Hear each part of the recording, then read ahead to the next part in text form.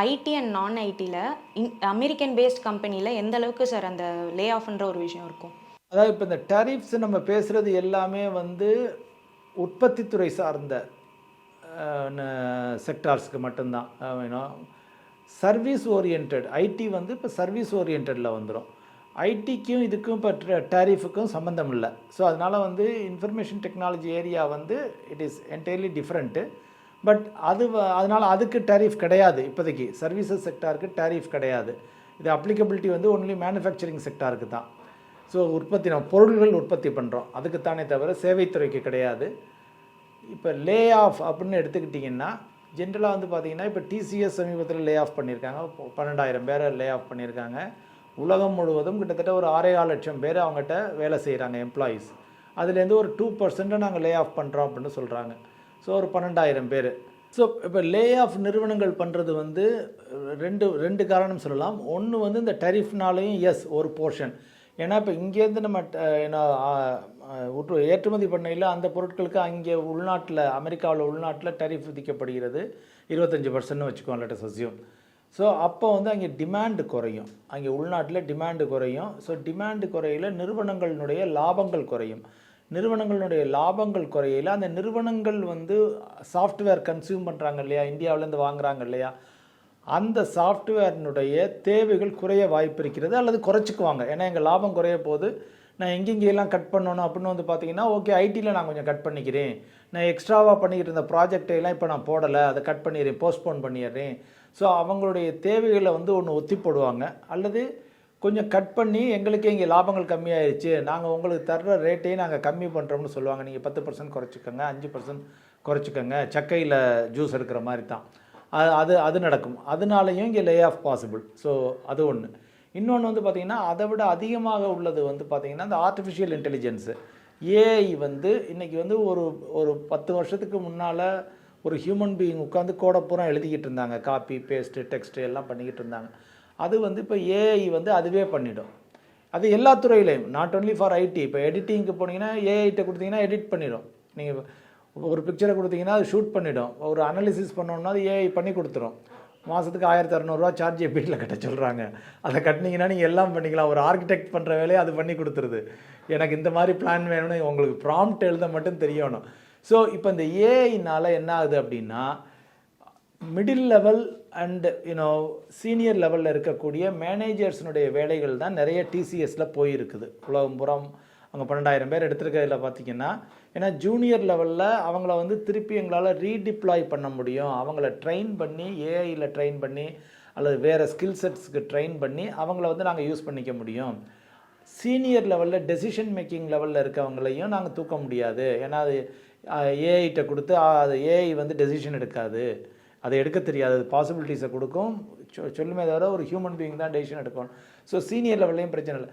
இந்த middle level managerial லெவலில் இருந்தவங்க அவங்களையெல்லாம் தான் இப்போ அவங்கள வந்து ரீடிப்ளாய் பண்ணுறது கஷ்டம், ரீட்ரெயின் பண்ணுறது கஷ்டம், வாட் எவர் ரீசன். ஸோ இப்போ அந்த குரூப்பை பூரா நாங்கள் தூக்குறோம் அப்படின்னு சொல்லிட்டு, ஸோ இது ஒரு செக்மெண்ட், ஒரு மேனேஜரியல் செக்மெண்ட்டில் இருந்து யார் எல்லாரையும் ஒரு கோஆர்டினேட் பண்ணி செஞ்சுக்கிட்டு இருந்தாங்களோ இப்போ அந்த லெவலில் உள்ள ஒர்க்குகளை வந்து தூக்குது.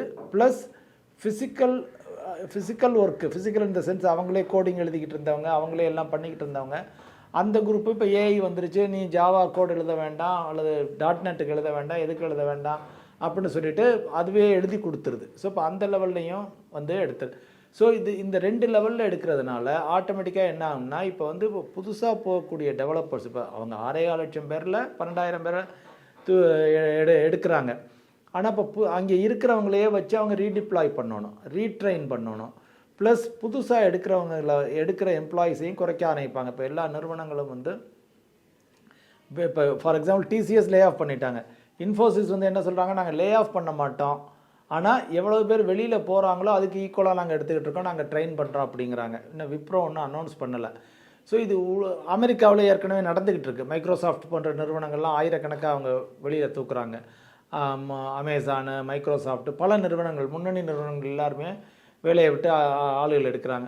ஸோ இந்த ஏஐ அப்படிங்கிறது வந்து ஒரு real threat, no doubt about it எல்லாருக்குமே.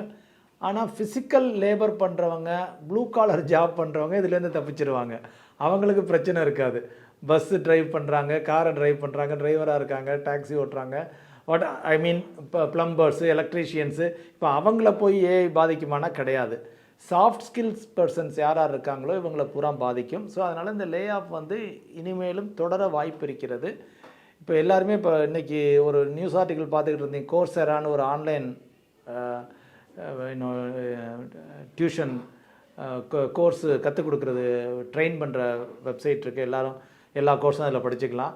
அதில் கிட்டத்தட்ட இந்தியாவிலேருந்து மட்டும் 2.5 கோடி மக்களுக்கு மேலே லேர்னர்ஸ் வந்து ரிஜிஸ்டர் பண்ணியிருக்காங்க ஏஐயை கற்றுக்கிறதுக்கு. பேசிக் ஏஐக்கு நான் ப்ராம்ப்ட் என்ன கொடுக்கணும், என்ன கொடுத்தா எனக்கு எப்படி கிடைக்கும் கோர்ஸ். இந்த லாஸ்ட்டு ஃபியூ மந்த்ஸில் வந்து 26 மில்லியன் போட்டிருந்தாங்க. 2.6 crores மேலே மக்கள் வந்து கோர்ஸு பணம் கட்டி எல்லாம் படிக்க. இப்போ யாராக இருந்தாலும் நீங்கள் ஹெச்ஆர் வேலை பார்த்தீங்கன்னா ஏஐ தெரிஞ்சிருக்கணும், கோடராக இருந்தீங்கன்னா, டெஸ்டராக இருந்தீங்கன்னா, என்ன வேலை பார்த்தீங்கனாலும், ஃபினான்ஸ் ஃபீல்டில் இருந்தீங்கன்னா, எங்கே இருந்தீங்கனாலும் உங்களுக்கு வந்து ஏஐ அட்லீஸ்ட் ப்ராம்ப்ட் கொடுக்க தெரிஞ்சிருக்கணும். ஸோ நார்மலாக ஒரு காலில் ஒரு டிகிரி படிச்சுட்டு, காலேஜ் டிகிரி படிச்சுட்டு அவங்க வேலை செஞ்சுக்கிட்டு இருந்தது எல்லாமே வந்து இப்போ அந்த மாதிரி ஜாப்ஸ் எல்லாம் வந்து கொஞ்சம் சேலஞ்சிங்காக இருக்குது. It will take time. Ultimately human பீயிங்காக தான் வேர்ல்டு இருக்குது. ஸோ இது மாதிரி எப்படி ஒரு 2000 வந்து பார்த்தீங்கன்னா, ஃபார் எக்ஸாம்பிள் கம்ப்யூட்டர் வரையில் பேங்க் எம்ப்ளாயீஸ் பூரா போஸ்ட் பண்ணாங்க, எங்கள் வேலையெல்லாம் போகும்போது நாங்கள் ஒன்றுமெல்லாம் போகிறோம் அப்படின்னு சொல்லி பெரிய ஸ்ட்ரைக்கு பப்ளிக் செக்டர் எம்ப்ளாயீஸ் எல்லாம். ஆனால் கம்ப்யூட்டர் வந்த பிறகு அதற்கு முன்னால் திறக்கப்பட்ட வங்கிகளை விட அதிகமாக திறக்கப்பட்டிருக்கிறது. அதிகமான எம்ப்ளாயீஸ் அதில் இருக்காங்க. ஸோ இது வந்து எப்படின்னு வந்து பார்த்திங்கன்னா, ஒரு 40-50 வருஷத்துக்கு முன்னால் மேனுஃபேக்சரிங் இண்டஸ்ட்ரீஸில் வந்து ஆட்டோமேஷன் நடந்துச்சு. ரோபாட் கொண்டு வந்தாங்க, எல்லாம் பண்ணாங்க. 50 பேர் செய்கிற வேலையை ஒரு ரோபாட் வந்து அப்படியே தூக்கி வச்சிடும். ஸோ அது மாதிரி நிறைய வேலைகள் நடந்துச்சு. ஸோ இப்போ அதே மாதிரி வந்து பார்த்திங்கன்னா, இப்போ அந்த ஆட்டோமேஷன் எந்த அளவுக்கு இம்பேக்ட் ஏற்படுத்துச்சோ அதே மாதிரி ஐடியில் ஆட்டோமேஷன் இது இன்டைரக்டாக அதுதான் நம்ம சொல்லணும்னா, ஏங்கிறது நத்திங் பட் ஐடியில் ஆட்டோமேஷன் நடக்குது. ஸோ அதனால் ஒரு பாதிப்புகள் இருக்கும். பட் ரீஅட்ஜஸ்ட்மெண்ட் ஆகிடும்.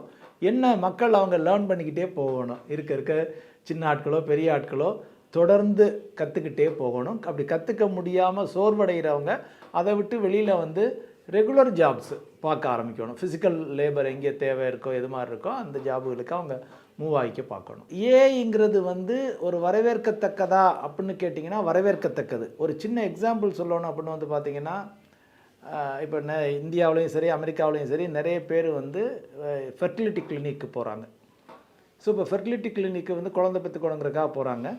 அங்கே வந்து நார்மல் ஹியூமன் டாக்டர்ஸ் தான் பார்த்து ஒரு ஸ்பெர்ம் எடுத்து உள்ளே வைக்கிறாங்க, எல்லாம் பண்ணுறாங்க. ஒரு கப்பலுக்கு வந்து அமெரிக்காவில் 19 வருஷம் வந்து அவங்களுக்கு குழந்தையே பிறக்கலை. ஐவிஎஃப் ட்ரீட்மெண்ட் எடுத்துக்கிட்டே இருக்காங்க. பட் இந்த ஏஐ ரிலேட்டடாக அந்த எந்த ஸ்பெர்ம் நல்ல ஸ்பெர்மாக இருக்குது, பவர்ஃபுல்லாக இருக்குதுன்னு கண்டுபிடிக்கிறதுக்கு ஏஐ வந்து கிட்டத்தட்ட மில்லியன்ஸ் ஆஃப் ஸ்பெர்ம்ஸை வந்து வித்தின் 2 ஹவர்ஸில் அனலைஸ் பண்ணி ஒன்று எடுத்து கொடுத்துரும். ஸோ இப்போ அந்த டெக்னாலஜியை யூஸ் பண்ணி, ஏஐயை யூஸ் பண்ணி அந்த கரெக்டான ஸ்பெர்மை எடுத்து வச்சு அந்த 19 வருஷம் குழந்தை கிடைக்காத கப்புள்ஸுக்கு இப்போ அவங்களுக்கு கருவுற்றிருக்காங்க அந்த பெண். ஸோ இப்போ அவங்களுக்குலாம் ஏஐ வந்து வரப்பிரசாதமா அப்படின்னு கேட்டிங்கன்னா டெஃபினட்டாக வரப்பிரசாதம். அவங்களுக்கு ஏன்னா 19 வருஷமாக கிடைக்கல, எந்த டாக்டராலையும் தர முடியல, எதுவும் இது மாதிரி பல இடங்களில் வந்து நம்ம ஹியூமன் பீயிங் செய்ய முடியாததையும் ஹியூமன் பீயிங்கால் செய்ய முடியாத அந்த ஏஐ செய்கிறது. ஸோ அப்படிங்கிறத வந்து இது ஒரு வரப்பிரசாதம் தான். ஜென்ரலாக ப்ரொடக்டிவிட்டி இன்க்ரீஸ் ஆகும், டெம்ப்ரவரி அட்ஜஸ்ட்மெண்ட்ஸ் இருக்கும். அட்ஜஸ்ட்மெண்ட் இன் த சென்ஸ் டெம்ப்ரவரியாக வேலை இழப்பு இருக்கலாம். ஸோ அவங்களா திருப்பி அதை கற்றுக்கிட்டு அவங்க ரீஅசைன் ஆகி, அவங்க ரீடிப்ளாய் ஆகி, ரீட்ரெயின் ஆகி அவங்க வந்து புது ஜாப்ஸை இது பண்ணிக்கணும். அதனால் ஏஐயை எதிர்க்க வேண்டுமா அப்படின்னு கேட்டிங்கன்னா, நம்ம எதிர்த்தாலும் அது நிற்க போகிறதில்ல. ஆல்ரெடி அது வந்து மார்க்கெட்டில் வந்துருச்சு. So we can't stop.